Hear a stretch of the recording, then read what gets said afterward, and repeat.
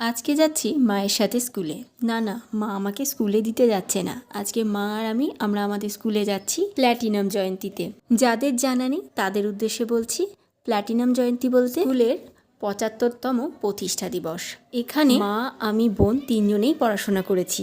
তার উপরে আমার দাদু ভাই মানে আমার মায়ের বাবা এখানে শিক্ষকতা করেছে। শুধু মায়ের বাবা নয়, মায়ের মামারা, মায়ের মেসোমশাই এখানকার হেড টিচার ছিলেন। মানে মায়ের স্কুলটা ছিল মায়ের ঘরের মতোই। আপনি আপনি আপনি আপনারা আপনারা আমার জন্য অনেক করেছেন।